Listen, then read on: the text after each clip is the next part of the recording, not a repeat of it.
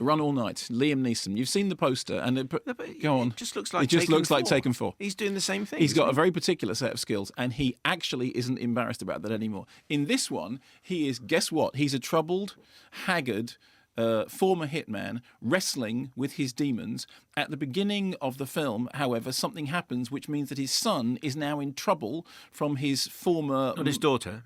No, his son. Subtle change. Yeah, so this time his son is in trouble from his former mob associate, Shawn Maguire, who's played by Ed Harris. So what he has to do is to run around, punch and shoot people in order to defend his son. That's a twist on the old Taken thing. Here's a clip. I'm turning myself in. Not yet, you're not. Shawn's going to come after you, Michael. And if he can't get to you, he's going to go after your family.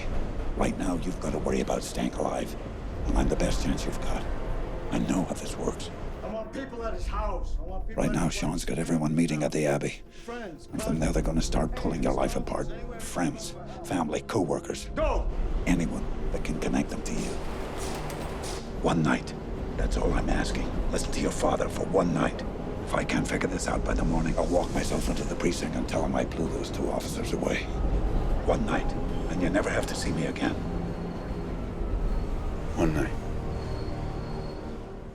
So you get the general tone. It's the same thing. Yeah. So it's Whatever happened to Liam? It's written by Brad Inglesby, who wrote Out of the Furnace, and there are times when it plays almost like a kind of B-movie straight-to-video remake of Road to Perdition. You remember all the conversations in Road to Perdition between Tom Hanks and Paul Newman about a son who I think may also be called Michael, about, we did this, we got into this life, but the thing is, and the young kid, he's going to get... And there is one sequence in Run All Night, which I keep wanting to call Up All Night. There is one. That's a radio show. I know it is, yes, and a very fine radio show. There is one sequence in which it almost looks like they just sat down and said, "I want to do that scene from Road to Perdition." And what Liam Neeson is trying to do, on the one hand, is to remind you that actually he's a thespian. He has actorly chops. He's somebody who has been greatly feted for performances in movies like Schindler's List or Kinsey. And he's also an action star. So this is one of the things that's trying to walk the line between, character development and action. And last time this happened was Walk Among the Tombstones, which was absolutely terrible. And I have to say, this does at least lay the ghost of Walk Among the Tombstones in the grave. However, it very, very quickly gets all the stuff about the haggard. I mean, at the beginning, Liam Neeson looks hungover and he looks bothered and he looks troubled and he's got these demons and he's got these ghosts. And then about 30 minutes in, they go, "Can we start running, jumping, shooting and punching?" And they go, "Fine." And then the rest of the movie plays out in that fashion. It opens with an overhead shot of Liam Neeson apparently dying. And the first thing he says is, "I've done terrible things in my life." You think, okay, and the screening... Yeah, we've seen them quite exactly, recently. we know. The screening we were in, you could literally hear, as he said that, everyone would just with this, and we're back. It's like, don't change the hair, don't change the clothes, don't change the voice. Just, that thing that you've been doing, Liam, in those other movies? Just do that.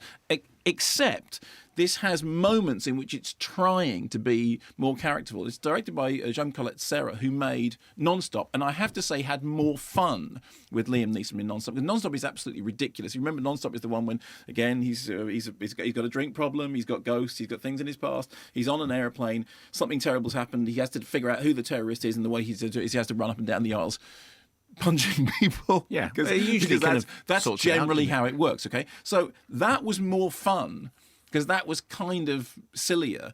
This is like running, jumping, shouting and punching, but interspersed with these sort of characterful bits in which he and Ed Harris do it. Ed Harris is good. Yeah. He's fine. I mean, they're all fine. And then half the way through, there's a moment in about 2/3 of the way through when Nick Nolte turns up. And up until this point, everyone has been talking like this. And then Nick Nolte comes up and says, "Okay, this is it." Nick Nolte's voice is like... He looks like this great big sort of growling... Is that the same as your Tom Waits voice? I can't... Is there a difference between Nick Nolte and I Tom can't Waits? do Nick Nolte. It's like everyone else is talking like they would be in the playground until Nick Nolte turns up. So... it's rubbish, but it's not entirely unenjoyable rubbish. It's less enjoyable than Non-Stop. It's much better than A Walk Among the Tombstones. It's infinitely preferable to Taken 3, because at least it does its running, jumping, punching and shooting with a certain degree of nastiness. But it is a matter of, you just go, Liam, really? I mean, again?